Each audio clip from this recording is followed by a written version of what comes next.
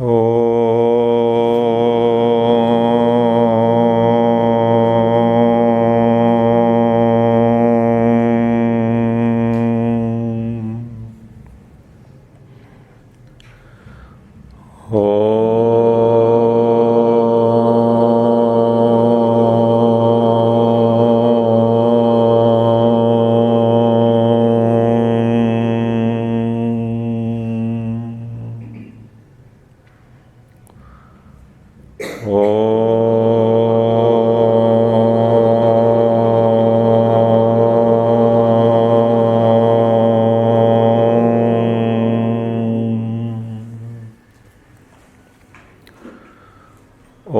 श्री गणेशाय नमः।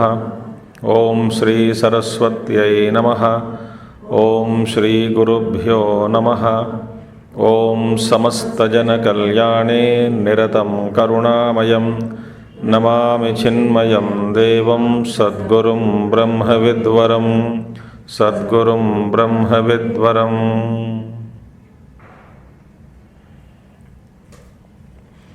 ओम व्यासं वसिष्ठनप्तारं शक्तेः पौत्रमकल्मषं पराशरात्मजं वन्दे शुकतातं तपोनिधिं। व्यासाय विष्णुरूपाय व्यासरूपाय विष्णवे नमो वै ब्रह्मनिधये वासिष्ठाय नमो नमः। वसुदेवसुतं देवं कंसचाणूरमर्दनं देवकी परमानन्दं कृष्णं वन्दे जगद्गुरुं कृष्णं वन्दे जगद्गुरुं।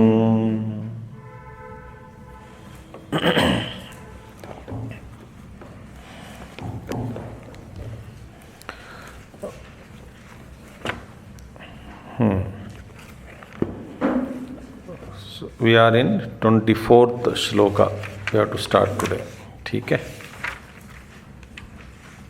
23वां श्लोक कल हमने सब मिलके इसकी पढ़ाई की। य एवं वेत्ति पुरुषं प्रकृतिं च गुणैः सह सर्वथा वर्तमानोऽपि न स भूयोऽभिजायते।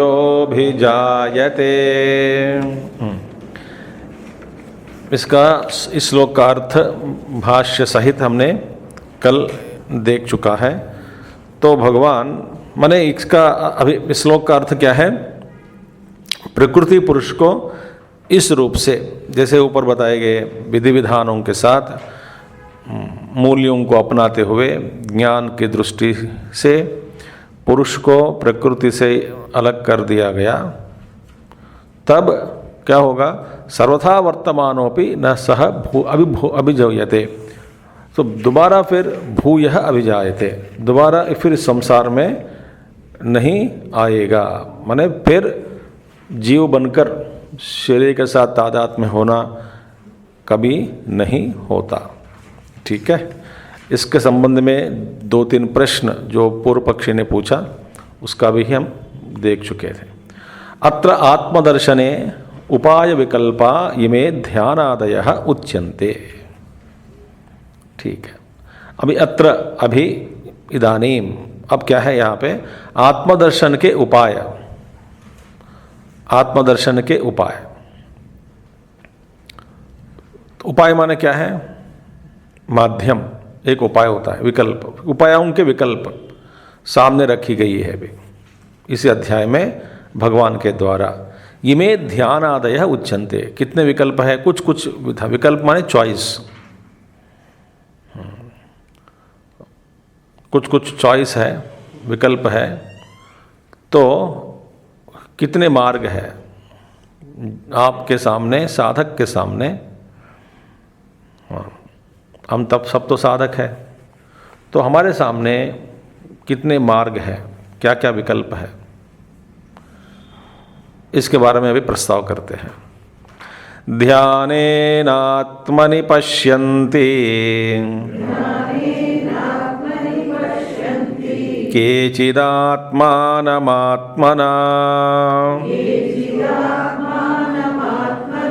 अन्ये सांख्येन योगेन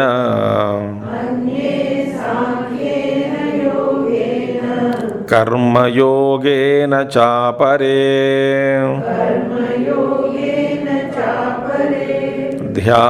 ध्यानेनात्मनि पश्यन्ति केचिदात्मानमात्मना अन्ये सांख्येन योगेन कर्मयोगेन चापरे।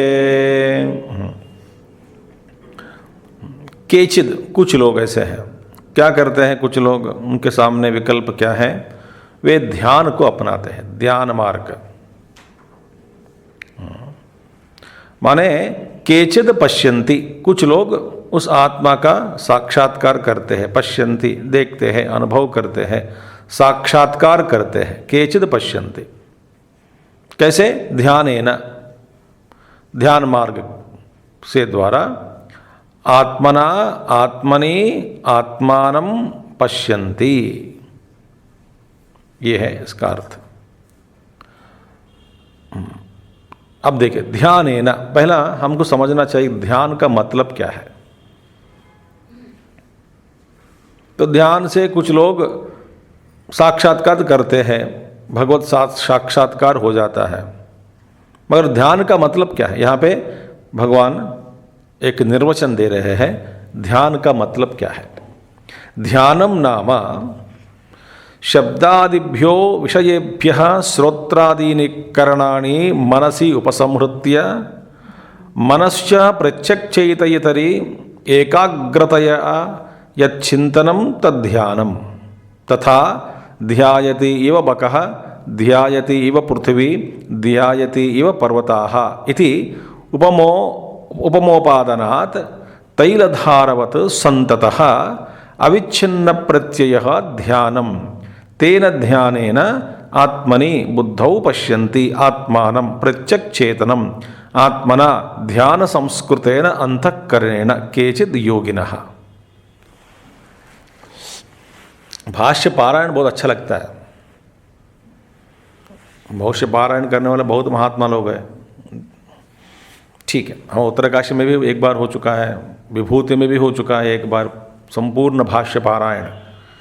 शंकर भाष्य पारायण मंडली भी है, वे लोग 40 दिन में प्रस्थानत्रय का भाष्य पारायण करते हैं। प्रस्थानत्रय माने ब्रह्मसूत्र और भगवद गीता और उपनिषद, 10 उपनिषद 40 दिन में अध्ययन करते हैं पारायण। और कैसे, सुबह 6 बजे से लेकर के शाम को 6 बजे तक, बीच में चाय वाय के लिए 1 आधा घंटा, भोजन के लिए 1 घंटा 1.5 घंटा, फिर बाद में फिर पारायण। ठीक है, अभी ध्यान के बारे में बता रहे। ध्यानम नाम प्रक्रिया क्या है, पहले कह रहे हैं आचार्य शंकरा, शब्दादिभ्यो विषयेभ्यः श्रोत्रादीनि करणानि मनसि उपसंहृत्य। सबसे पहले क्या करना चाहिए, मन को शब्दादि, शब्द माने शब्द, आदि माने शब्द, स्पर्श, रूप, रस और गंध, ये 5 अनुभव हमारे सीमा में, ये 5 ही अनुभव है। इंद्रियों से ही ये अनुभव करते हैं। तो शब्दादिभ्यः विषयेभ्यः, ये क्या हुआ, विषय हुआ। विषय माने विषय ही है, और क्या कहूं, सेंस ऑब्जेक्ट्स। आप ही मुझे जबरदस्ती खींचते हैं अंग्रेजी की ओर, कभी कभी बिना बोले आंखों से बताते हैं कि इसका अंग्रेजी में क्या होता है, बताइए ना। आंखों से बताते हैं। मैं तो अंग्रेजी बोलना नहीं चाहता हूँ, फिर भी आप ही महात्मा लोग हैं, आपके तपोबल इतना है कि आप मुझे खींच लेते हैं। ठीक है, तो ये 5 विषय है, 5 विषय क्या है, शब्द, स्पर्श, रूप, विषय। से इन विषयों से, विषय वस्तुओं से,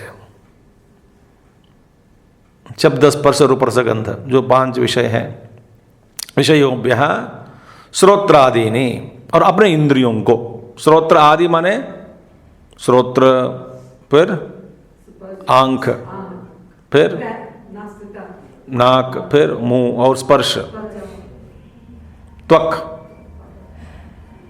त्वक घ्राण चक्षु श्रोत्र जिह्वा, ये जो 5 जो हमारे जो इंद्रिय हैं, इन इंद्रियों को अपने अपने विषय वस्तुओं से इंद्रियों को हटाना है। पहला ये काम करना है, बाद में ध्यान आएगा। पहला ये हटाकर, माने ध्यानम नामा शब्दादिभ्यो विषयेभ्यः श्रोत्रादीनि करणानि, करणानि ये 5 करण है, इंद्रिय हैं, तो इन्हीं करणों को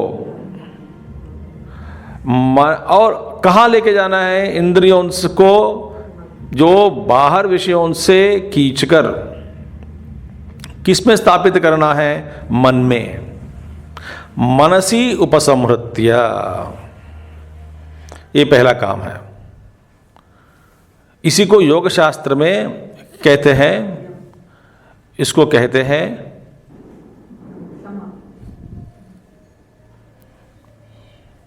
प्रत्याहार।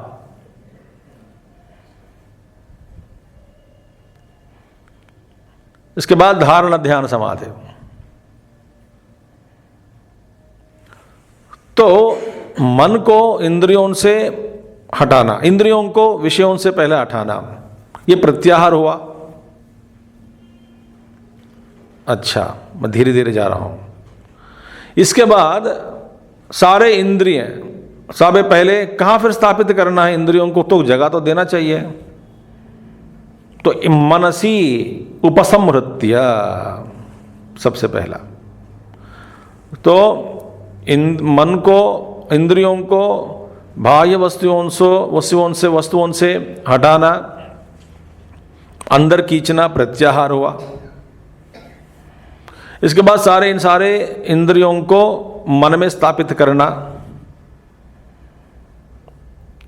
तो दूसरा क्या करना चाहिए, मन में स्थापना, इसकी स्थापना करने के बाद दूसरा क्या काम है हमारा, मन में किसी संकल्प विकल्प को जगने नहीं देना। सारी वृत्तियां जितने भी उठती हैं उन सबको उठने से रोकना, ये दूसरा काम है। क्योंकि बाहर का हम इंद्रियों को अपने अपने विषयों से हटा दिया, तो एक हुआ। तो इंद्रिय बहिर्मुखी नहीं हुए, अंतर्मुखी हो गए। इंद्रियों को मन से खींच लिया अंदर। तो वर्तमान में बाह्य विषय वस्तु जितने भी हैं वो किसी भी प्रकार के हमारे अंतःकरण में या मन में इंद्रियों को प्रलोभ करने में अभी असमर्थ हो गया। सारे इंद्रिय हो गए, असमर्थ हो गए।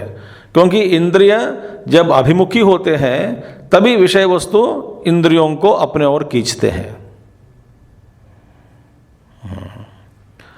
तभी इंद्रियों को क्या किया आपने, मन के द्वारा अंदर खींच लिया। पर कैसे खींचना है अभी मैं इसके अंदर नहीं जा रहा हूं, सारी गीता यही पढ़ा रहे हैं हम।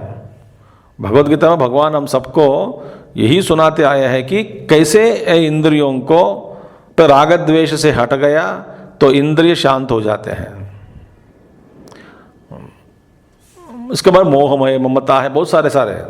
तो पहला ये क्या है, इंद्रियों को अपने विषय वस्तुओं से हटाना, ये पहला कदम। देखिए, शब्दादिभ्यो विषयेभ्यः श्रोत्रादीनि करणानि मनसी उपसंहृत्य, मन में उपसंहार करके फिर मन को क्या करना चाहिए, मन के पीछे बुद्धि है। तो मनश्च प्रत्यक्षेतयतरि एकाग्रतया यच्चिंतनम तद्ध्यानम। तो उस मन को, मन में किसी वृत्तियों के जो लहरें उठते हैं उन सभी वृत्तियों को उठने से रोक के रखना, इस साधन को धारण कहते हैं। धारण, कोई एक विषय लेंगे उसी का तो सहारा से, तो इसको मैं संकल्प विकल्पों को रोक के रखना, ये धारण हुआ। फिर वही ये मन को एकाग्र चित्त से एक वस्तु के ऊपर ध्यान करना, चिंतन करना, ये ध्यान हुआ। वृत्तियों को रोकना, उठने से रोकना, इस साधना में धारणा। आप रोकने के लिए प्रयास कर रहे हैं, इन वृत्तियों को उठने से आप रोकने के लिए प्रयास कर रहे हैं, अंदर अंदर उठते हैं। इससे पहला क्या हुआ था, भाग रहे थे सारे इंद्रिय, उन सबको पहला अंदर खींच लिया, मन में स्थापना किया, मन में उपसंहार किया। इसके बाद लहरें नहीं उठने देना, इस प्रक्रिया तो करना चाहिए। तो इसके बाद उस मन को क्या करना चाहिए, मन में उपसंहार के बाद मन को प्रत्यक्ष चैतन्यतरी एकाग्रतया, प्रत्यक्ष चैतन्य बुद्धौ, मन को बुद्धि में लेकर के बिठा देना, बुद्धि में मन को उपसंहार करना। और बुद्धि में क्या है, माने बुद्धि में माने अहम वृत्ति, अहम वृत्ति में जो प्रतिबिंब चैतन्य है, तो बुद्धि में प्रतिबिंबित चैतन्य है, उस चैतन्य को ही यहां पे प्रत्यक्ष चैतन्य कहा गया।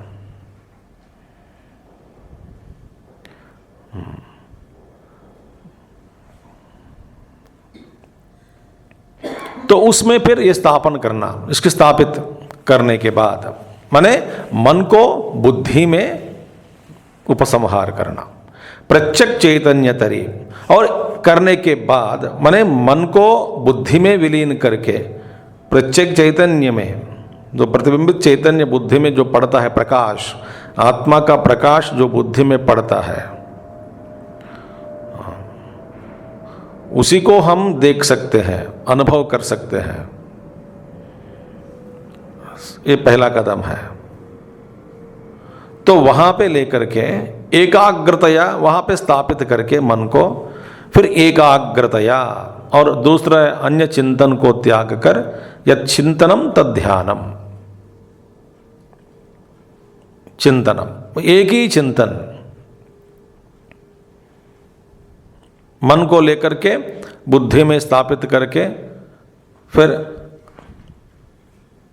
जो ज्ञान है, तो अविच्छिन्न जो चैतन्य अंदर है, वास्तव में हमारा जो भान है, अस्तित्व है, उसमें विच्छित्ति नहीं है।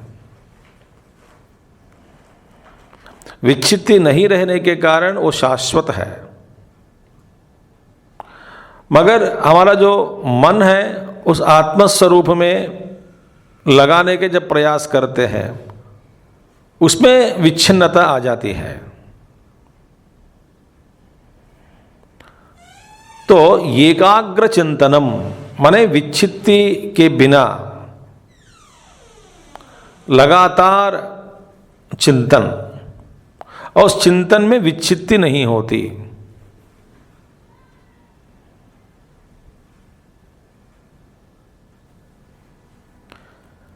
यह है ध्यानम।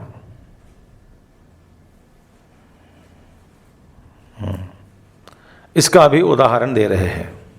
तथा ध्यायति इव बकहा,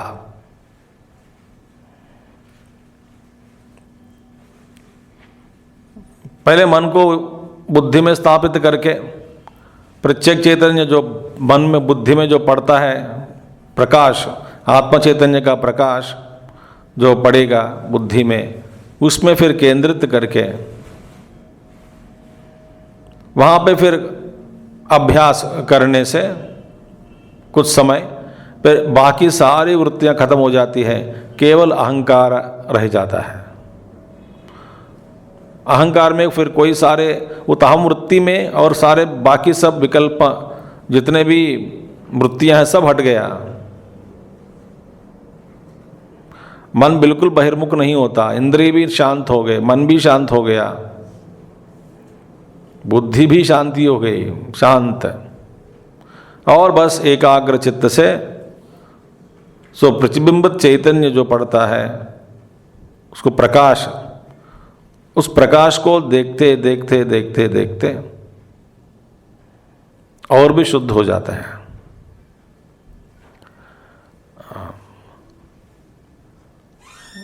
इसको कहते हैं अस्तित्व का भान।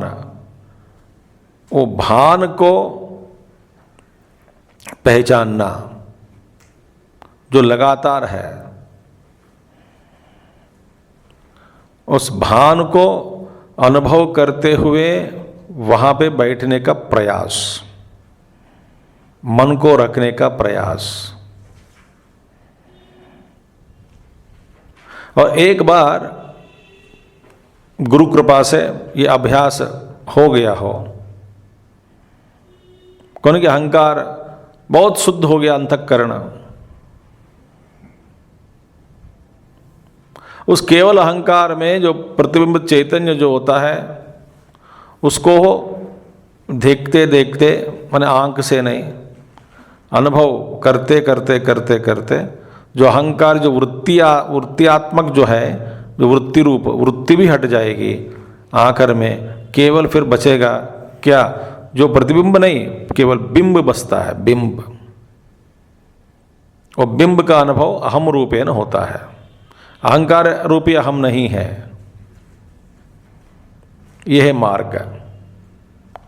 अब ध्यान के लिए उदाहरण दे रहे हैं, जैसा कि ध्यायति इव बकहा, एक बगुला है, बगुला का ध्यान मछली के लिए। उस ध्यान में विच्छित्ति नहीं है, टूटता नहीं, धारा कभी टूटती नहीं।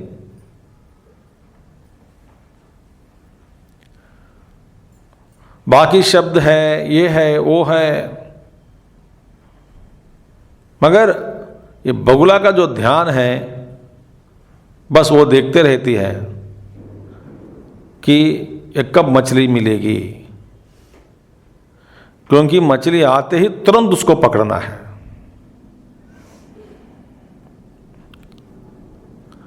काल विलेप किया, विलेपन तो माने कुछ देर हुई,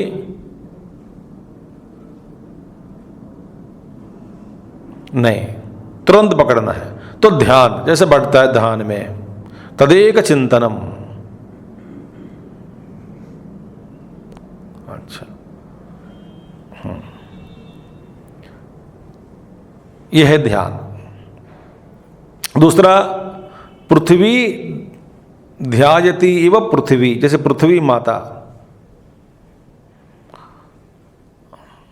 एकदम अपने काम में स्थित है। शायद पृथ्वी पे कुछ भी हो जाए, हिलता डोलता नहीं है पृथ्वी। अपने कक्ष से हिलता डोलता नहीं, क्या? पृथ्वी। पृथ्वी में जो कुछ भी हो रहा हो, अपने कक्ष से निकलती नहीं बाहर, दिशा लक्ष्य को छोड़ती नहीं। उस गति में पृथ्वी का ध्यान कैसा है? अपने आप में स्थित है।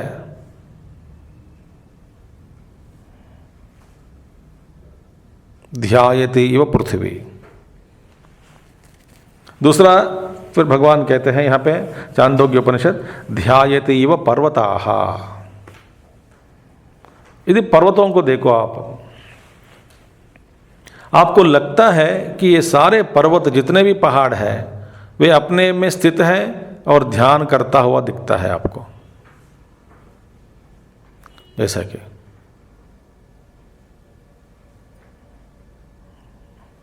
देखिए, जितने भी पहाड़ हैं, शिखराग्र, शिखरों को देखो, वे अपने में स्थित हैं, स्थाणु, बैठे हैं। आप यदि उस दृष्टि से देखो कि पर्वत में किसी लोग चढ़े उतरे, पेड़ काटे, कुछ पर्वत पूर्ण रूप से अपने में स्थित है, हिलता डुलता नहीं।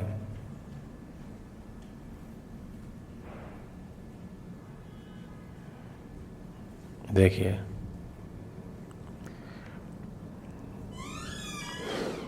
जैसा कि गहरे नींद में आदमी हिलता डुलता नहीं, क्योंकि वे अपने आप में लय हो गया, उसको ध्यान नहीं कह सकते हैं, कोई नींद में चला गया, मगर हिलता डुलता नहीं। इसके लिए मैं एक उदाहरण दे रहा हूं।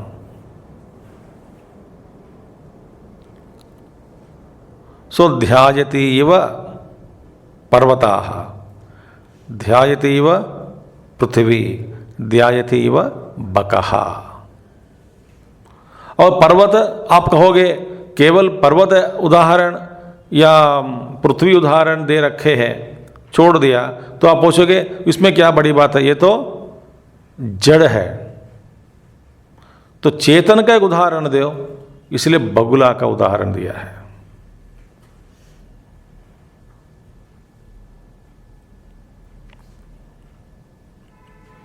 तीव्र एकाग्रता का उदाहरण बगुला, इसलिए हिमाचल में बगुला देवी भी है। दश महाविद्या में बगुला देवी एक है, बगुला देवी शक्तिपीठ।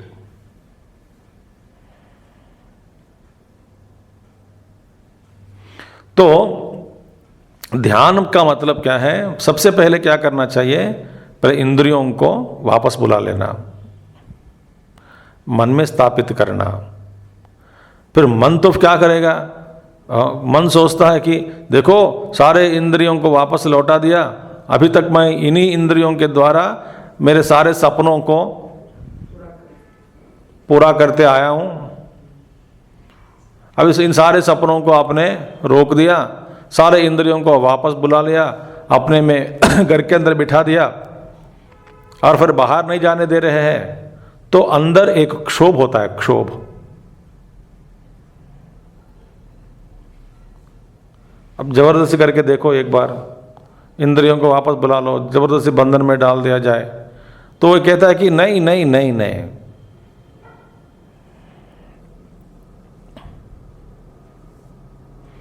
कोई पिक्चर देखना चाहता है, बोलते हैं तो ठीक है दिखा दूंगा, पट्टी बांध कर बिठा दिया। अब क्या कितना क्षोभ होता है कि मैं देख नहीं पा रहा हूं।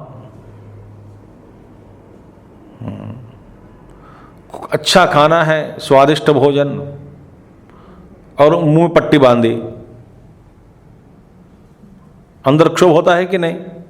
क्योंकि वो देख रहा हूं मैं खाना को, नाक से उसका गंध भी ग्रहण कर रहा हूं, तो मुंह से पानी भी निकल रहा है। माने इंद्रियों को यदि जबरदस्ती रोककर मन में बिठा दिया, तब बनती नहीं बात, बनेगी नहीं बिल्कुल। तो इसलिए विवेक दृष्टि से धीरे धीरे धीरे सारे, जैसे गायों को फिर हम आश्रम की ओर फिर वापस लेते समय कैसे फिर समझाते बुलाते, धीरे धीरे धीरे सारे गायों को एकत्रित करके सारे गायों को फिर धीरे धीरे आश्रम ले जाते हैं शाम होते ही। इसी तरह सारे जो वृत्तियां फैल गई, अंदर वापस बुला लो। फिर बाद में मन में एक क्षोभ नहीं होना चाहिए। गुरुदेव उदाहरण देते थे, जैसे कि एक सभा हो रही है मैदान में, कोई राजनीतिक जो भी नेता जो आया है और वो बोलते जा रहा है कुछ, सभा में कोई उठना नहीं चाहिए करके ऐसा उन्होंने पुलिस लोगों को बताया गया। तो ये क्या करेंगे, बीच बीच में एक पुलिस कांस्टेबल खड़ा है और कोई भी व्यक्ति उठेगा ना, उसको लाठी से सिर पर मार दिया जाए, पटक, एक मारो लगाओ। मैंने जैसे उठता है उसको वहीं बिठा दिया, उठने नहीं दिया। इसी तरह गुरुदेव कहते हैं जैसे पुलिस वो काम करता है, आप पुलिस बनो, कोई वृत्ति उठा तो वहीं बिठा देना। इस सप्रेशन की बात नहीं है, दबाव में सारे वृत्तियों को डाल के रखा है,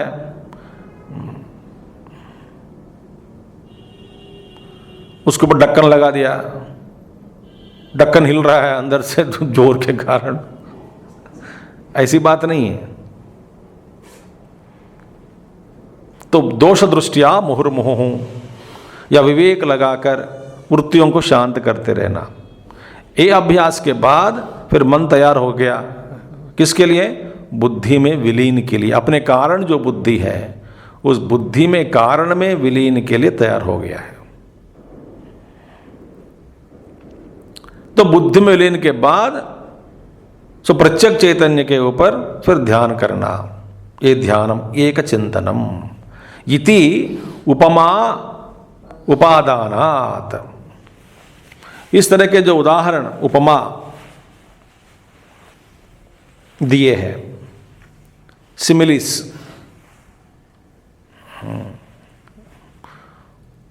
उपमोदानात् तैलधारवत्, इसमें विच्छित्ति नहीं होनी है, धारा में धारा टूटना नहीं।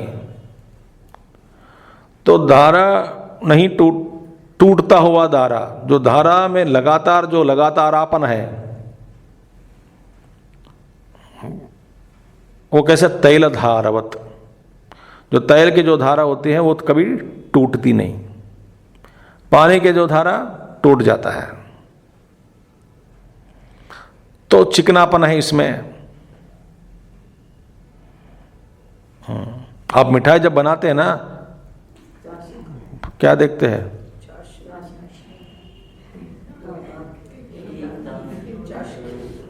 बस समझ में आ गया बात अभी आपको। ये नहीं ठीक से नहीं बना तो पकड़ता नहीं, मिठाई जो भी डाला है, मूंगफली डाला है, जो भी डाला पकड़ेगा नहीं, एक एक दाना दाना निकल जाता है, एक एक मूंगफली। स्वामी जी खाइए घर के डिब्बा में भर के पकौड़े जैसे। और जिलेबी चिपकना नहीं चाहिए, अलग अलग होना चाहिए जिलेबी। तो ये देख के माने असली जो थिकनेस जो आ जाता है अंदर, तो पकड़ने के लिए तब मिठाई डाल दिया जाए।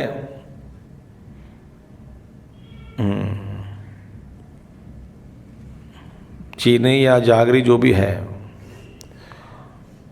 तो इसी तरह जो जब तक वो आता नहीं ना, नहीं तो टूट जाता। जब तक टूट रहा है माने बना नहीं, टूट गया और घुमाओ और अग्नि को रखो, जारी रखो। ऐसा समय आएगा वो टूटेगा नहीं। तब जो डालना है डालो। इसी तरह तैलधारवत, पहले तैल के जो धारा होती है, इसी तरह वृत्तियों की धारा, चिंतन की धारा बननी है। जैसे आप अब सुन रहे हैं, अब अपने मन को देखो। देखो मेरा मन कहीं जा नहीं सकता बेचारा। अभी मैं प्रवचन दे रहा हूं तो मेरा मन कहीं नहीं जा सकता। जाना भी चाहता हूं तो भी मुश्किल है, क्योंकि जाने नहीं दूंगा, क्योंकि अभी मेरा ध्यान पूरा विषय पर ही है। देखो आप सुन रहे हैं ना, मगर आपको ये विकल्प है, आप में से भगवान ने दे रखा है श्रोताओं को, कभी भी आप बाहर जा सकते हैं। कभी भी आप मन को छोड़कर, मैं क्लास को छोड़कर बाहर भी जा सकते हैं। मगर आप अपना ये परीक्षा कर लें कि लगातार एक चिंतन धारा में तैलधारवत कितना समय तक आपका अपना मन श्रवण करते समय अपना मन में एकाग्रता हो रही है, कितना समय तक, कहीं जाए बिना। इसका मैं एक उदाहरण देता हूं, एक प्रमाण देता हूं। जब आप सुनते समय शरीर का भान नहीं रह गया, तो शरीर निश्चेष्ट हो गया। सुन रहे हैं, वर्तमान में बैठे हैं, मगर शरीर में कोई चेष्टा नहीं हो रही है। इसका मतलब उस समय आप ध्यान में बैठे हैं। सुनते समय इसके पीछे भी और कोई विकल्प नहीं है, माने और कोई वृत्तियां नहीं उठ रही है, क्योंकि विकल्प संस्कृत का विकल्प मैं प्रयोग करना चाहता हूं, आप हिंदी का विकल्प समझ सकते हैं। कोई विकल्प नहीं है मन में, संस्कृत का विकल्प, संकल्प विकल्प। और हिंदी में विकल्प आपका अलग है, इसका अर्थ अलग है। तो इसलिए मैं तो इसलिए वहां पे कोई वृत्तियां उठ नहीं रही है मन में, अन्य वृत्तियों सारे बंद हो गए।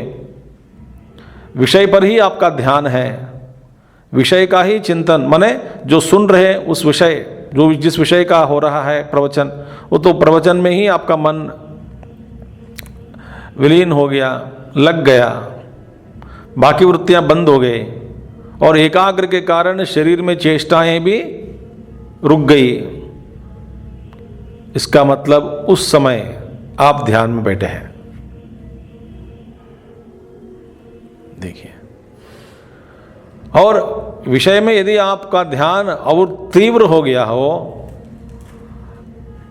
आप आंखें भी खोल के ही बैठे थे हैं, विंकिंग बंद हो जाती है, आंख पलंग भी नहीं होता।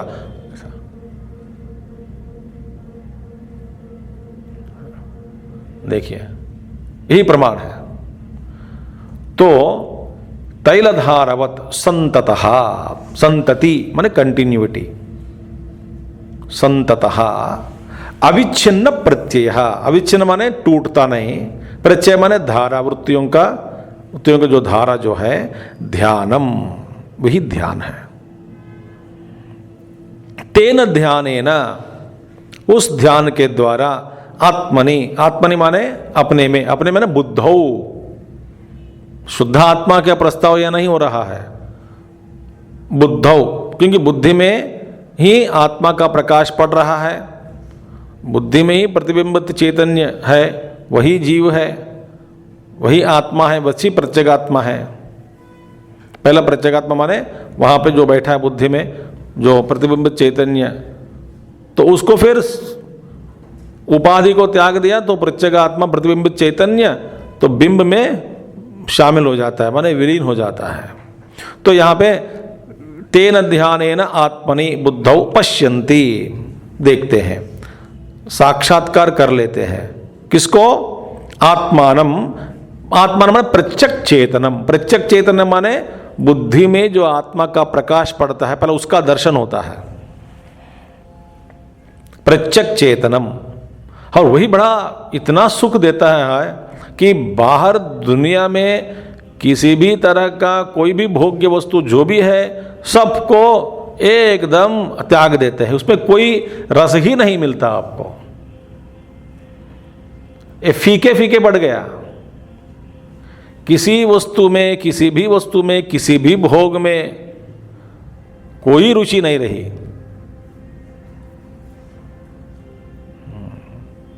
तो पूर्ण वैराग्य, क्योंकि इतना आत्मसुख के सामने, तो ये तो आत्मसुख माने अंतिम मोक्ष का सुख तो है ही नहीं इधर, मगर वहां तक पहुंच गया, नजदीक पहुंच गए, बहुत नजदीक। और एक कदम अंदर डालो तो भगवान से विलीन, भगवान में के साथ मिलाप, मिलाप हो गया तो विलाप बंद हो जाता है। तो प्रत्यक्ष चेतनम, और कैसे देखोगे? आत्मना, आत्मनि बुद्धि में, आत्मा को, प्रत्यक्ष चैतन्य को, बुद्धि में पड़ा हुआ आत्मा का प्रकाश को कैसे देखोगे? आत्मना, आत्मा के द्वारा ही। कैसे माने? ध्यान संस्कृतेन अंतःकरणेन, लगातार ध्यान से संस्कृत माने सुसंस्कृत हुआ अंतःकरण के द्वारा, शुद्ध हुआ अंतःकरण के द्वारा, ध्यान से पवित्र हुआ अंतःकरण के द्वारा, एकाग्र चिंतन से पवित्र हुआ अंतःकरण के द्वारा। जिस अंतःकरण में राग द्वेष इत्यादि सारे दोष, इन सारे दोष कल्मश जितने भी है सब कुछ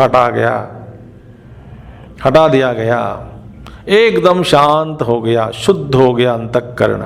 उस शुद्ध अंतःकरण में ही, उसके द्वारा ही आत्मा के प्रतिबिंब बुद्धि में जो पड़ता है, प्रकाश रूपी जो चैतन्य है, प्रतिबिंब है, उसको बुद्धि में ही आत्मना शुद्ध अंतःकरण के द्वारा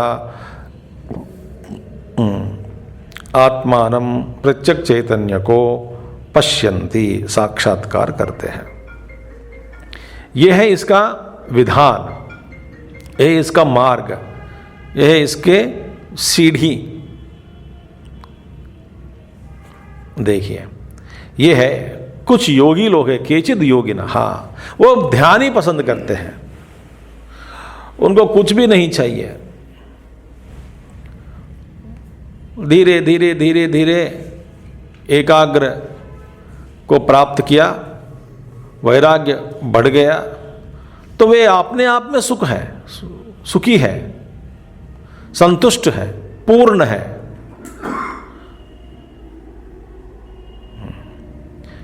यह है कुछ लोग ध्यान के द्वारा, ठीक है। और कुछ लोग हैं अन्य, और कई लोग हैं अन्य। कुछ लोग क्या करेंगे, वो ध्यान मार्ग से अन्य मार्ग जो भी है, कौन सा है, सांख्य मार्ग को पकड़ते, सांख्य। दूसरा क्या है, सांख्य। सांख्येन योगेन, सांख्य योग के द्वारा भगवत साक्षात्कार कर लेते हैं। अच्छा, सांख्य योग मतलब क्या है? देखिए, सांख्यम नामा इमे सत्वरजस्तमांसि गुणाः मया दृश्या अहम तेभ्यः अन्यः तद्व्यापार साक्षिभूतः नित्यः गुणविलक्षण आत्मा इति चिंतनम येष सांख्ययोगः तेन पश्यन्ति आत्मानम् आत्मना इति वर्तते। सांख्य का मतलब क्या है? देखिए, अहम सांख्य नामा इमे सत्वरजस्तमांसि गुणाः मया दृश्या। ये सत्व, रज और तमोगुण, तीन गुण जो है, और गुण के विकार क्या है? मन में अनेक प्रकार के विकार होते हैं, सारे गुणों का ही विकार है। सात्विक विकार, राजसिक विकार और तामसिक विकार, तीनों विकारें हैं। कोई कहे कि देखिए बंधन बंधन ही है, वैसा बंधन जैसा कि मीठा बंधन हो या कड़वा बंधन हो, बंधन बंधन ही होता है। मैं सबसे इतना प्यार करता हूं, किसी को छोड़कर जी नहीं सकता हूं, पोता पोती, नाता नाती इत्यादि, और पुत्र से लेकर के, पुत्री से लेकर के, ये सब बड़े प्यारे लोग हैं, बस इन्हीं के साथ मेरे जीवन गुजरना है, इनके बिना क्या जीवन है। और माने क्या कहते हैं, ममता मोह को ही प्रेम के रूप में आप स्वीकार किया। वास्तव में वो प्रेम नहीं है, ममता और मोह है। ममता माने minus, not MINUS but MYNESS।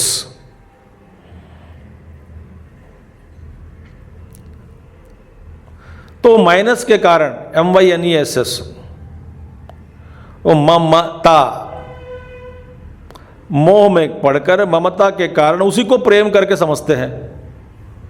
तो क्या होता, तो इतने लोगों के साथ प्रेम करने लग गए, पारिवारिक लोगों के साथ, तो इसके नतीजा क्या निकलता है? अंतिम नतीजा दुख ही निकलता है, दुख।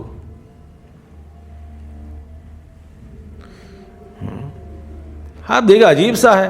तो मेरे अपने लोगों को कुछ नहीं होना चाहिए, सारे बाकी लोगों को कुछ भी हो जाए कोई बात नहीं, पड़ोस में कुछ भी हो जाए, पड़ोस के घर में कुछ भी हो जाए, कोई दिक्कत नहीं। वहाँ पे हम वेदांत तो सुना के आ जाते हैं, बस ऐसा ही है, कष्ट को आप संभालना है, मैं जानती हूँ आपका कष्ट, बहुत बड़ा दुख हुआ आपके साथ, बहुत ऐसा हो गया, बड़ा वो लेक्चर देके घर आते ही घर पे और कोई मर गया हुआ, मर पड़ा हुआ है, बस शुरू। तो मोह ममता के कारण माने गुणों का विकार ही है, तो सात्विक भी बंधन है, रजोगुण बंधन और तमोगुण, तीनों बंधन ही हैं, 3 प्रकार के बंधन है। आपको बंधन में डाल दिया, कैसे बंधन? वो चेन से बांध दिया। कैसा चेन? आयरन चेन हो या नहीं तो सोने का हो, तो क्या फर्क पड़ेगा, बंधन में ही है। और बंधन छुड़ाने के बाद सोने का कुछ भी नहीं मिलेगा आपको, नहीं। मगर कहने के लिए कह सकते हैं मैं जेल में बैठा हूं, मगर यही खुशी है कि ये गोल्डन जेल है, तो क्या फर्क बेवदू। तो सत्वगुण भी बंधन है, रजोगुण भी। सो गुणों को पहले सत्वगुण सुख देता है, रजोगुण और तमोगुण से बेहतरीन है, मगर सत्वगुण में ही ज़्यादा समय हम वहाँ पे विहार करने लगे, सात्विक पार्क में ज़्यादा समय विहार करने लगे, तो ये भी बड़ा बंधन कारक है। तो ये मया दृश्य, ये मैं नहीं हूँ, ये सुख दुख, सात्विक सुख दुख, राजसिक सुखम तामसिक सुखम, भगवान 18वां अध्याय में आएंगे, 3 प्रकार के सुख है, और सब किसमें है? गुणों का ही एक खेल है। और ये मैं नहीं हूं, क्यों? क्योंकि मैं मया दृश्य, ये सांख्य योगी क्या उसका क्या है, ये समझ में आ गया उनको, क्योंकि ये मैं नहीं हूं। क्यों नहीं है? क्योंकि मुझे ये दिख रहा है, इसलिए मैं उनसे अलग हूं। मुझे मालूम पड़ रहा है कि मैं सुखी हूं, ये सुख है, मैं सुखी हूं, मुझे मालूम पड़ रहा है। भैया तुझे मालूम पड़ रहा है, इसका मतलब यही है कि वो सुख आपका नहीं है, आपसे अन्य है। जो सुखी करके आप अपने आप को, सुखी व्यक्तित्व को आपने बिठाया, वो भी तात्कालिक ही है, सापेक्षिक है। क्योंकि इसकी अपेक्षा, किसकी अपेक्षा में ये सात्विक सुख, आप सुखी बन गए, सात्विक सुख की अपेक्षा से आप अपने आप में सुखी अवतार ले चुके हैं। कैसा सुखी? मैं सुखी हूं, तो आप जानते हैं कि मैं सुखी हूं। क्यों? क्योंकि इससे पहले मैं सुखी नहीं था। तो मया दृश्य, ये सब दृश्य हो गया। जो यद दृश्यम तद जड़म,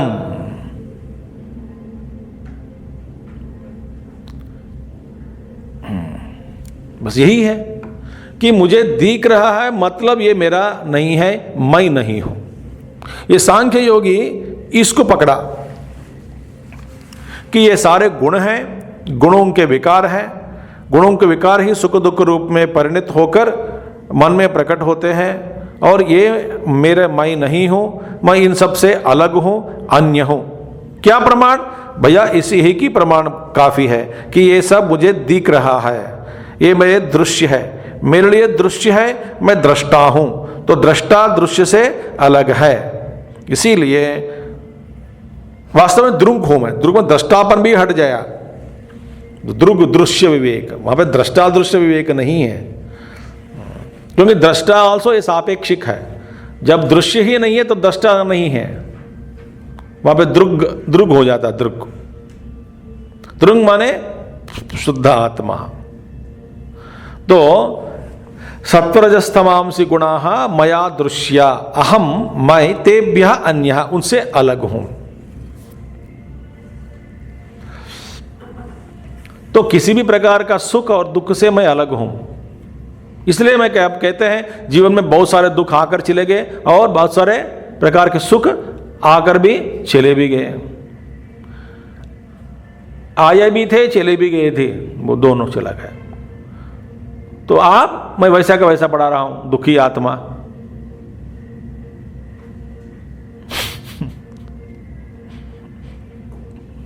क्या है? क्योंकि एक सुख लात मारता है तो मैं ऊपर जाता हूं, आ हा हा हा कहता हूं। दुख आकर पाताल में पैर से हमको नीचे ले जाता है, दबाता है हमको, पाताल तक दब गए, तो फिर दुखी हो गया, फिर वापस ऊपर आ गया, फिर सुख के लिए ढूंढ रहे हैं। तो कभी ऊपर, कभी नीचे, कभी सुख, कभी गम। कुछ लोग, सांख्यी लोग, योग क्या करते हैं, ये भैया ये तो मैं, मुझे दिख रहा है, मैंने ये नहीं हूं, मैं इस गुणों से मैं अन्य हूं, तद व्यापार साक्षीभूतः। अब ये सारे व्यापारों के मैं साक्षी हूं, क्योंकि जब सुखी था तब भी था, जब दुखी था तब भी था, अब मैं सुखी हूं, अभी भी हूं। कल मैं यदि जीवित रहूंगा, दुखी या सुखी होऊंगा तो तब भी रहूंगा। माने ये सुखी दुखी ये अवतार मैं ले रहा हूं, कभी सुखी अवतार, कभी दुखी अवतार। वास्तव में मैं सुखी भी नहीं हूं, दुखी भी नहीं हूं। क्यों? वो आके चले गए और मैं देख रहा हूं, मैं शाश्वत हूं। भाई कितने बार जीवन में सुख आके चले गए? बहुत बार। इसका मतलब आप कौन है बोलने वाला?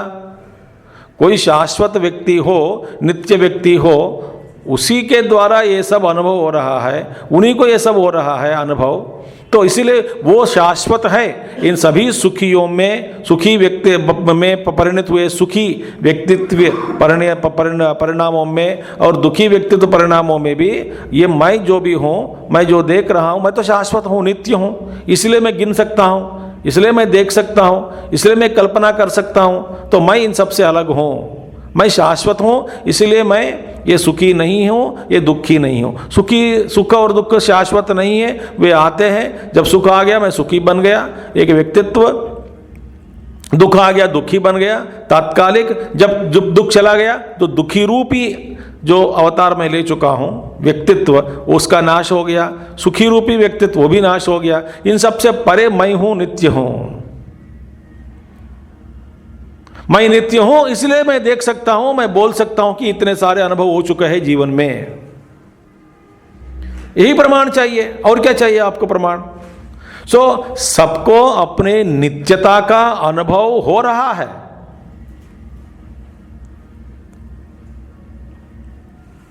ऐसा कोई भी व्यक्ति नहीं है जिसको आत्मा के बारे में नहीं जानते हो,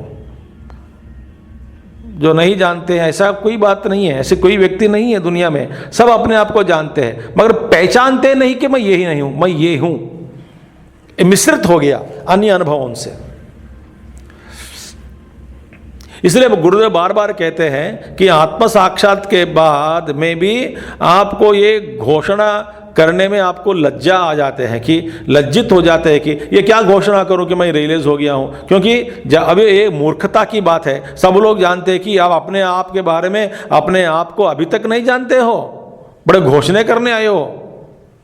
जैसा कि आप एक दिन उठकर कहोगे सबसे कि मैं पुरुष हूं, मैं पुरुष हूं, अब पता चल गया मैं पुरुष हूं, मैं पुरुष हूं। अरे बेवकूफ, 60-70 साल जी रहे हैं, अभी तक पता नहीं लगा क्या तो पुरुष है करके? लोग हंसते हैं कि नहीं? हंसेंगे। तो अभी तक मैंने जीवन में जिया हूं मैं और कुछ समझकर, वास्तव में आज ही पता चला कि मैं पुरुष हूं। तो समझ में आ गए तो अच्छी बात है, वो चुपचाप बैठो घर में कमरे, किसी को बोलना भी नहीं चाहिए कि आज मुझे यह पता चला कि मैं पुरुष हूं।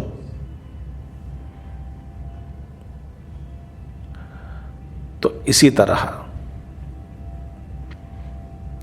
तो आत्मज्ञान कोई एक कुछ कुछ हो जाए अंदर, कुछ भी नहीं है। जो कुछ भी आपको मिल रहा है वो अपने आप के अंदर ही है, कोई नई बात आई नहीं।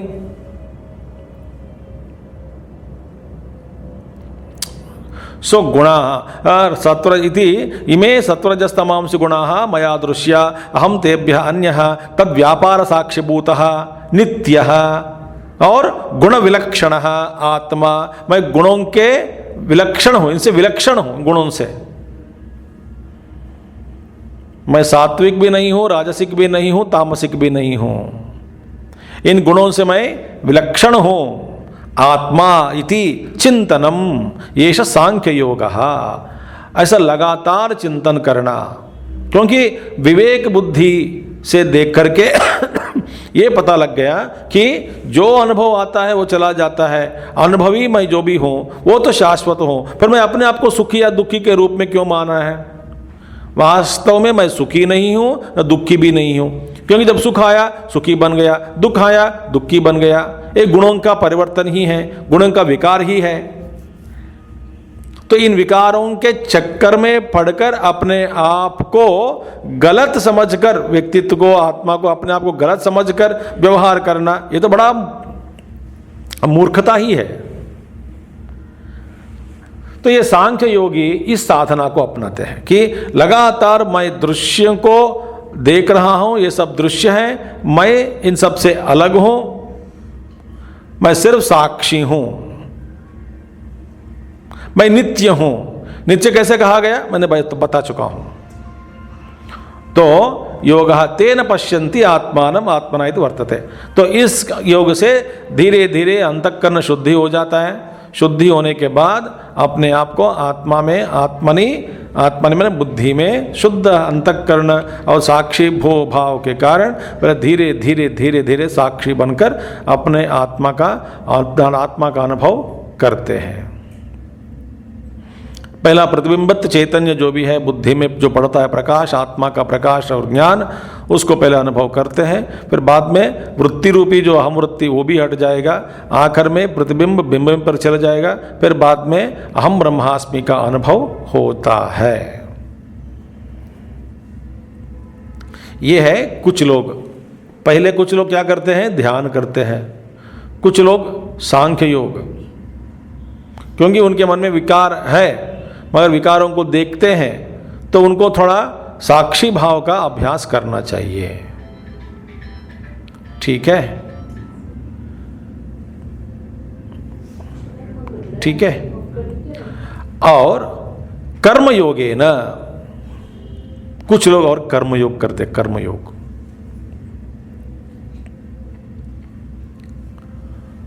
पहले कुछ लोग ध्यान करते हैं, कुछ लोग सांख्य योग के द्वारा अभ्यास करते हैं, और कुछ लोग कर्मयोग। वही ना कर्मयोग है तो वो शांत बैठ नहीं सकते। उनसे कहो कि जप तो कर लो मगर माला के बिना जप कर लो, नहीं होगा। मानसिक पूजा कर लो, नहीं होता है। एक क्षण में खत्म हो गया मानसिक पूजा। भाई जपमाला क्यों चाहिए आपको? माला के बिना जप कर लो, नहीं होगा। कुछ ना कुछ करने के लिए कुछ उनको, वो कुछ करे बिना उनको तृप्ति नहीं मिलती। कुछ करे तब तृप्ति मिलती है।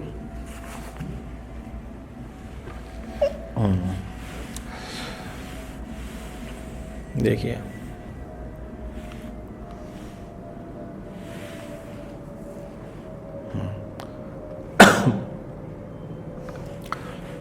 उनकी बीमारी है।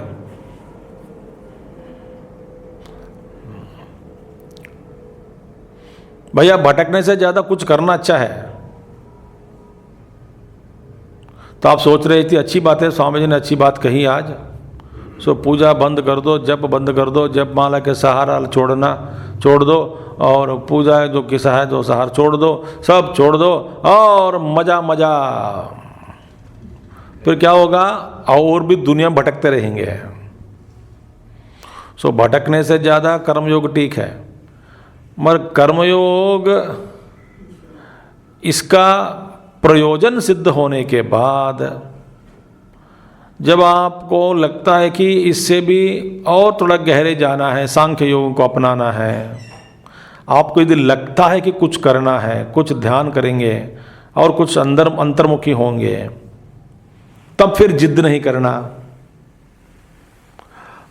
फिर यह भी गलत है कि लगता है शायद मैं सांख्य योगी बन गया हूं इसलिए कर्म छोड़ देंगे,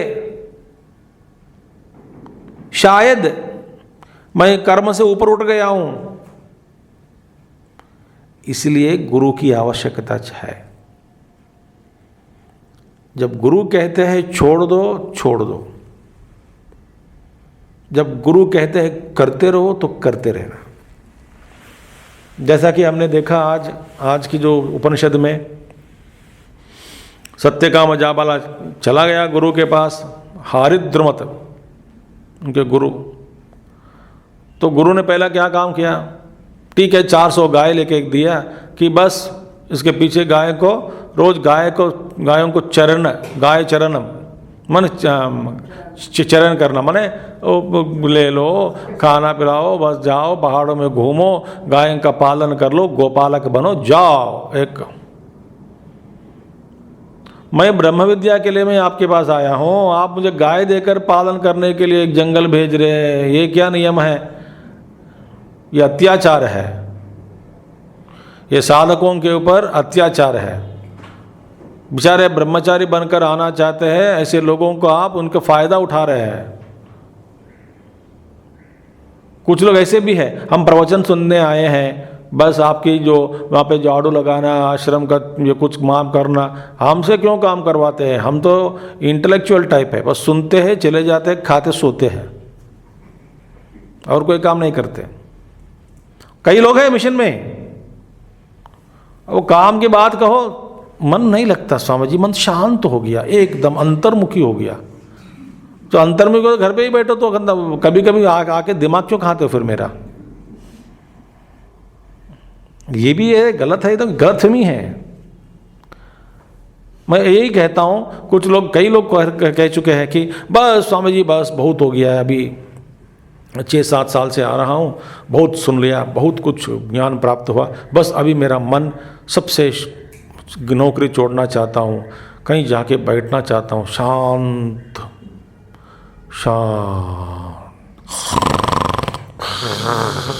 शांत, वैराग्य आ गया, कोई कर्म नहीं करना चाहता है।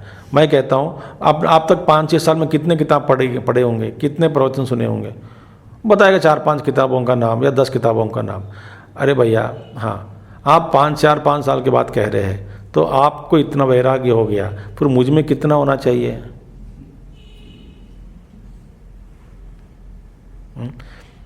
कम से कम आप तो, आपसे कम से कम एक पेज तो ज़्यादा पढ़ा होगा मैं, एक पेज।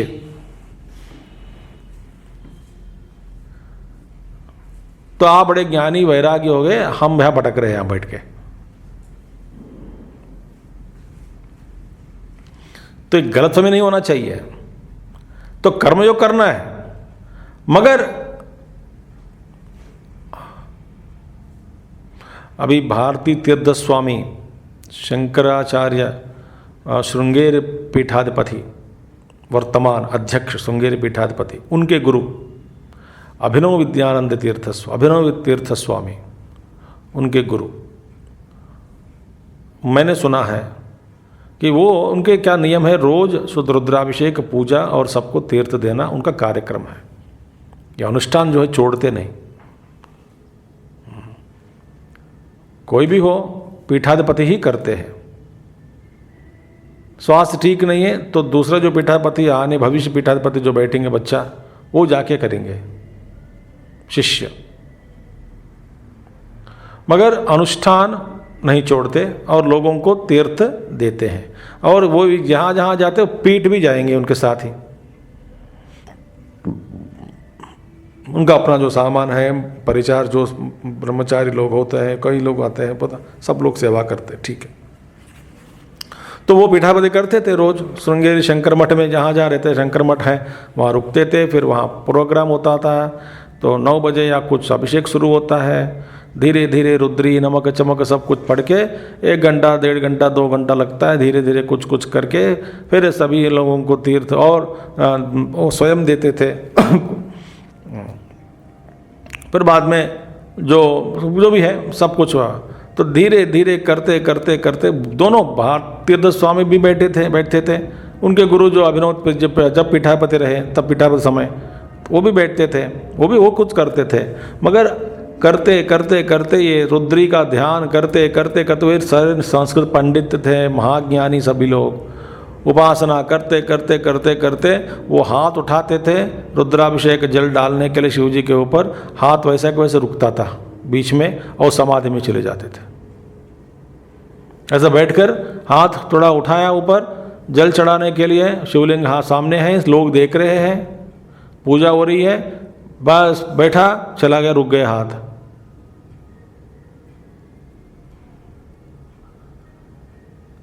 फिर 20-25 मिनट, 1 घंटा कभी फिर होने के बाद खोल देते हैं, फिर सब लोग देखते थे कि समाधिस्थ हो गए, तो फिर बाद में डालते थे। ऐसा फिर 4-5 बार होने लगा, तो उन्होंने कहा कि अभी मैं नहीं करूँगा, मैं सिर्फ बैठूँगा, तुम कर लो। अभी मेरा मन पता नहीं कब समाधिस्थ हो जाता है। इसी तरह भगवान श्री रामकृष्ण परमहंस, कब उनको समाधि लगती थी पता नहीं, किसी को कब लगेगी पता नहीं। कोई एक दृश्य को देखा, चला गया समाधि में। पक्षी उड़ रही है आसमान में, देखा तो चला गया समाधि में। किसी एक स्त्री को देखा, मां को देखा, लग गए समाधि।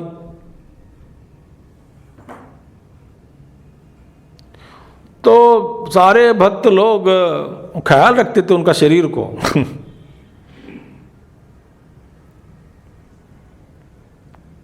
जब ऐसा हो जाता है ना, तब कर्म को छोड़ सकते हैं। माने कर्म छोड़ता नहीं, कर्म ही इनको छोड़ दिया।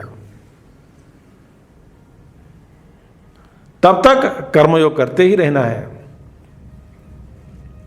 और कोई आश्रम क्या है, अब सन्यासी भी है, तो सन्यासी का भी, फिर सन्यासी को भी देख करके कुछ लोग अनुशासन करने वाले, अनुशासन पूर्वक जीवन जीने वाले है, अनुकरण करने वाले हैं, पीछे पीछे जाने वाले भी बहुत होते हैं उनके पीछे। तो उनके लिए एक नेता बन गया, बनकर फिर उनको आदर्श बनना चाहिए। उन सब के लिए एक आदर्श पुरुष, सन्यासी, साधक बनने के लिए वे फिर कुछ अनुष्ठान करना ही पड़ेगा सन्यासी को। वो एकांत में बैठा है, वो अलग बात है। तो इसलिए कर्मयोग है ना, कुछ लोग कर्मयोग करते हैं। कर्मयोग है ना, कर्म एव योग, कर्म ही योग है, जिसके लिए कर्म ही योग है। मैंने कर्म को ही योग बना दिया। कैसे बना दिया? ईश्वरार्पण बुद्धिया अनुष्ठीयमानम घटन रूपम योगार्थत्वात्। चेष्टा का नाम है अनुष्ठान। अनुष्ठान चेष्टा मन अनुष्ठीयमानम, चेष्टा मानसिक अनुष्ठान नहीं, चेष्टा रूपी एक अनुष्ठानम। सुबह सुबह मैं पूजा करता हूँ, या न तो पूजा सुबह सुबह मैं ध्यान ये सेवा करूँगा, सुबह सुबह ये पढ़ूंगा, सुबह सुबह ये करूँगा। मैंने एक अनुष्ठान के रूप में कोई भी चेष्टा, और सारा जीवन ही अनुष्ठान है। क्योंकि दिन का जो चर्य जो भी है, दिनचर्या, सुबह से लेकर के शाम तक जो कुछ भी हम कर्म करते हैं, सभी कर्मों को ईश्वरार्पण बुद्धिया, ईश्वर को अर्पण करते ही, करता हुआ अनुष्ठान रूपी अपने ही स्वधर्म को अनुष्ठान के रूप में स्वीकार करो, और उसी चेष्टा में सभी कर्मों को ईश्वर को अर्पण करना।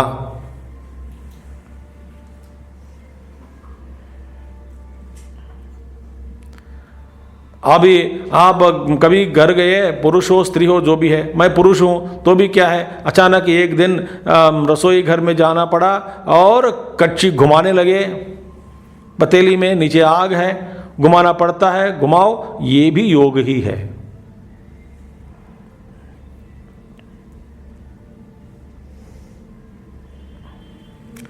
आजकल बच्चों को मैं ऐसा देखता नहीं हूँ, मगर आज हमारे जो बच्चे हैं, जो अमृतसर से आए हैं, एक लड़का जो 6th क्लास में है, जो लड़की जो छोटी 4th क्लास में, वो दोनों मुझसे बता रहे थे कि वो को खाना बनाना आता है। बोलते मम्मी पापा चले जाते हैं तो हम ही खाना बनाकर, सब्जी दाल सब रोटी बनाकर दादी को खिलाते हैं और दादाजी को खिलाते हैं। तो मैं और इनको आवाज में बोला किसी काम के लिए, स्वामी जी क्या मैं फल काटूं आपके लिए? छोटी बोली, बोले काटना आता है? नहीं नहीं मैं करती हूँ। करके पपीता पूरा काटी, छिलका निकाल के, अंदर बीज हटा करके, इतना टुकड़ा करके प्लेट में डालकर वो पोर्क देकर देके आई। बोलो मैं तो ऐसे आजकल कोई जो बच्चा बोल, नो स्वामी जी हम दोनों कर लेते, हम दाल बना लेते, हम ये बना लेते, हम लोग ये बना देते, नाश्ता बना लेते हैं। अच्छी बात है। और लोगों को खिलाने मजा आ रहा है। I was hesitant to give them work, नहीं हम करके लाएंगे। दोनों गए, पता नहीं क्या 5 मिनट में आ गए फ्रूट। और कई लोगों को छिलका निकाला भी नहीं आता है, बता रहा मैं आपको। और पपीता और भी नरम हो गया तो फिर गया।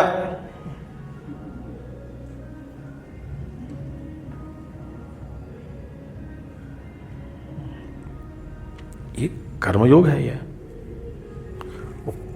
प्यार से और काम को सीखा और उत्साह से करते हैं।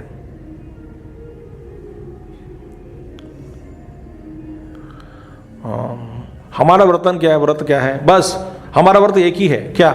सुबह 8 बजे मुंह खोलना है नाश्ता के लिए, 12:30 से फिर मुंह खोलना है खाने लंच के लिए, फिर 8 बजे मुंह खोलना है रात को डिनर में। और कोई काम नहीं करते हैं हम तो। मैं तो एक पुरुष हूँ, घर का मालिक हूँ, मैं कभी ऐसा नहीं जाऊँगा, ऐसा छोटा इनका काम नहीं करूँगा मैं। क्यों नहीं करेगा? आता भी नहीं पहले तो आएंगे तो फिर बाद में करूँगा नहीं। ये करूँगा नहीं कि भाई यही इस वाक्य के लिए आप अधिकारी भी नहीं है। मैं करूँगा नहीं ये बात तब बनती है जब आपको करना खाना बनाना आता है, तो फिर अलग बात है। बिल्कुल नहीं आता तो ये क्या मैं करूँगा नहीं कि करूँगा नहीं? समझ में आ गया ना? तो इसीलिए ईश्वरार्पण बुद्धिया अनुष्ठेयमानम घटन रूपम योग अर्थत्वात्, वो योग का अर्थ है, उसका योग का ही साधन, अर्थ मन साधन। यहाँ पे योग अर्थत्वात् योग उच्यते गुणतः तेन सत्व शुद्धि ज्ञानोत्पत्ति द्वारेण। देखिए गौण रूप से क्या है? उसको योग कहा गया। गौण रूप से माने मुख्य रूप से योग नहीं है, गुणतः माने गौण रूप से उसको योग कहा गया। कैसे कहा गया? क्योंकि तेन इस कर्मयोग अनुष्ठान के द्वारा सत्वशुद्धि ज्ञानोत्पत्ति द्वारेण, ये सत्वशुद्धि इसके बाद ज्ञान उत्पत्ति होगी। इसलिए कर्म को भी योग बना दिया। कैसे बनाया? ईश्वरार्पण, सभी को ईश्वरार्पण कर्म करो और योग बनाकर सत्वशुद्धि हो जाती है बनाने से सत्वशुद्धि के द्वारा ज्ञानोत्पत्ति, इसके बाद मोक्ष। तो कितने मार्ग अभी बताया है? विकल्प, ध्यान योग, सांख्य योग और कर्म योग। अच्छा 3 योग है। हाँ, मगर ऐसा मैं व्यक्ति हूं, ये तीनों योगों के लिए मैं लायक नहीं हूं।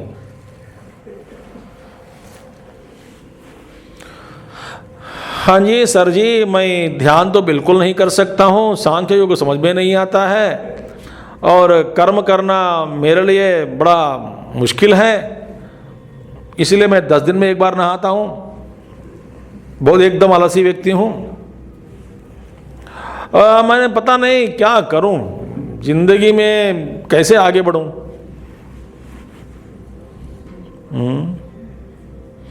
भगवान बड़ा प्यारा है। भगवत गीता में ना हर जगह अत्यंत सुलभ मार्ग दे रखा है। बोले ठीक है बेटा, ये नहीं कर सकते तो ये करो, ये नहीं कर सकते तो ये करो। ये 12वां अध्याय में ऐसा आया ना, ये नहीं कर सकते तो ये करो, ये नहीं कर सकते तो ये करो।